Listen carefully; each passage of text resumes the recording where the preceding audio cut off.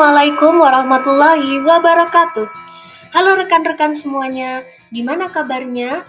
Semoga selalu dilimpahkan kesehatan oleh Allah Subhanahu wa taala. Amin. Sebelumnya, perkenalkan, nama saya Intan Febrianti, mahasiswa PBG Prajabatan Gelombang 1 tahun 2023 dari program studi IPA. Pada kesempatan kali ini, saya akan menyampaikan kampanye praktik baik melalui penerapan pendekatan scaffolding pada Zone of Proximal Development atau ZPD di kelas 8G SNPN 4 Jember. Guna memenuhi tugas ujian akhir semester pada mata kuliah Perspektif Sosiokultural dalam Pendidikan Indonesia. Selamat menyaksikan!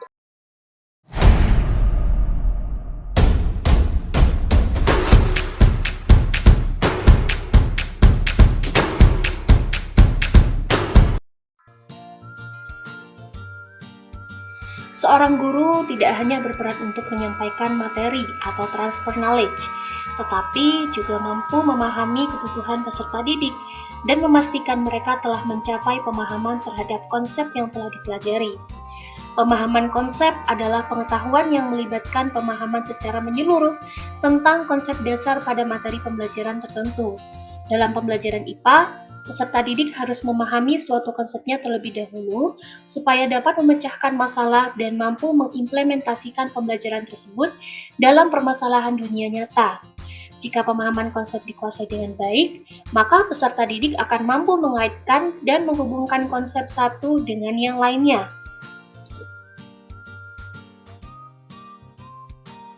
Berdasarkan kegiatan observasi yang telah dilakukan di kelas 8G di SNPN 4 Jember, menunjukkan bahwa masih banyak peserta didik yang belum memahami konsep dengan baik dan kesulitan menangkap materi yang telah disampaikan oleh guru.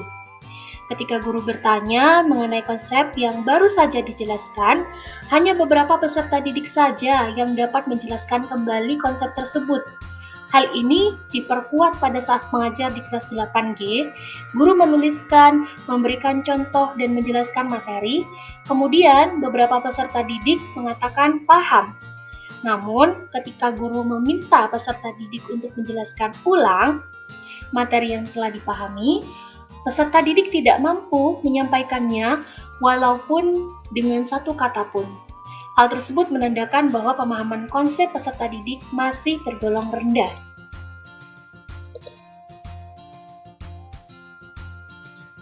Mencapai pemahaman konsep dalam pembelajaran IPA bukan hal yang mudah, karena pencapaian tersebut dilakukan secara individu. Setiap individu memiliki karakteristik dan kemampuan yang berbeda dalam memahami konsep. Nah, salah satu kunci keberhasilan dalam pencapaian peserta didik dalam memahami konsep yaitu melalui peran guru. Kemampuan dan ketepatan guru dalam memilih serta menerapkan strategi pembelajaran yang relevan dengan materi dapat membantu peserta didik dalam mencapai pemahaman konsep. Salah satu strategi pembelajaran yang dapat diterapkan dalam pembelajaran berdiferensiasi untuk membantu peserta didik mencapai pemahaman konsep adalah strategi scaffolding, yang juga merupakan salah satu strategi praktik baik yang telah saya lakukan. Scaffolding adalah pemberian sejumlah bantuan kepada anak selama tahap-tahap awal pembelajaran. Kemudian mengurangi bantuan dan memberikan kesempatan kepada anak untuk belajar secara mandiri setelah mereka mampu menunjukkan adanya pemahaman konsep tertentu. Scaffolding ini juga merupakan salah satu teori yang dikemukakan oleh Vygotsky. Vygotsky mengatakan bahwa sejatinya peserta didik dapat belajar melalui interaksi dengan orang dewasa atau dengan teman sebaya yang lebih mampu. Dengan cara tersebut, peserta didik akan memperoleh pemahaman yang lebih tinggi dari yang telah dimilikinya. Teori belajar Vygotsky ini mengacu pada teori belajar kognitif yang mempertimbangkan adanya pemahaman sosiokultural dalam proses pembelajaran. Inti dari teori Vygotsky ini yaitu menekankan pada interaksi antara aspek internal dan eksternal dari pembelajaran serta fokus pada lingkungan sosial pembelajaran. Menurut teori Vygotsky, fungsi kognitif manusia berasal dari interaksi sosial masing-masing individu dalam konteks budaya. Vygotsky juga mengemukakan bahwa pembelajaran dapat terjadi saat siswa bekerja sama dalam menyelesaikan tugas-tugas yang belum dipelajari, tapi masih bisa mereka jangkau dalam Zone of Proximal Development.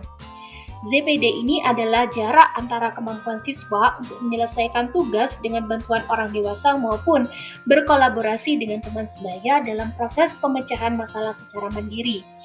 Maka, dalam proses pembelajaran, guru membagi peserta didik menjadi 3 kelompok berdasarkan ZPD peserta didik yang diperoleh dari hasil tes diagnostik kognitif yang meliputi peserta didik dengan tingkat ZPD rendah, peserta didik dengan tingkat ZPD sedang, dan peserta didik dengan tingkat ZPD yang tinggi.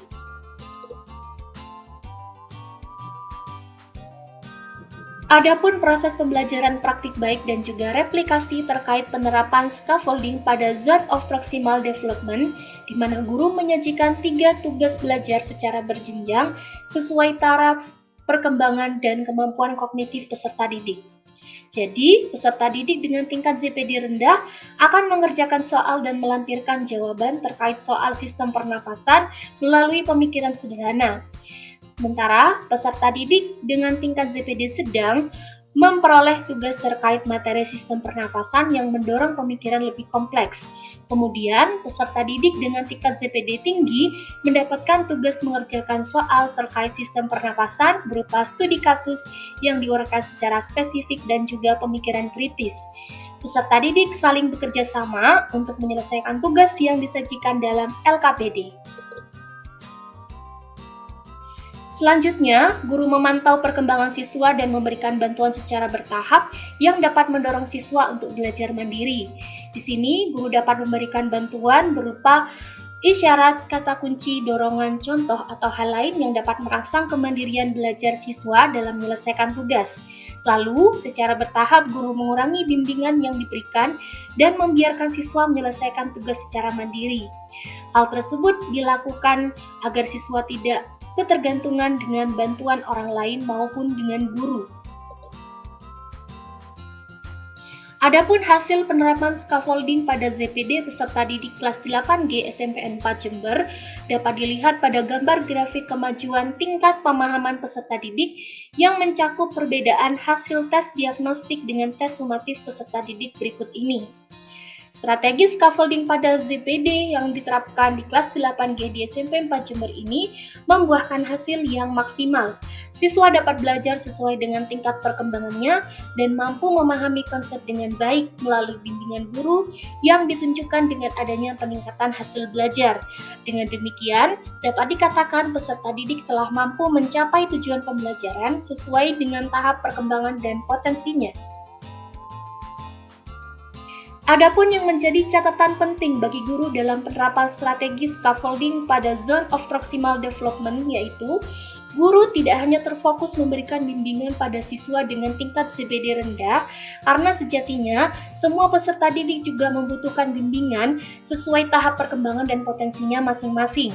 Sehingga guru perlu memantau semua aktivitas dan perkembangan belajar semua siswa agar tidak menimbulkan kecemburuan sosial antar siswa. Kemudian akan dapat tercipta pembelajaran yang inklusif dan efektif. Baiklah, sekian pemaparan kampanye praktik baik yang dapat saya sampaikan. Mohon maaf jika masih banyak kekurangan dan apabila terdapat kesalahan yang mungkin tidak disadari. Terima kasih telah menyimak video saya. Wabillahi taufiq wal hidayah. Wassalamualaikum warahmatullahi wabarakatuh.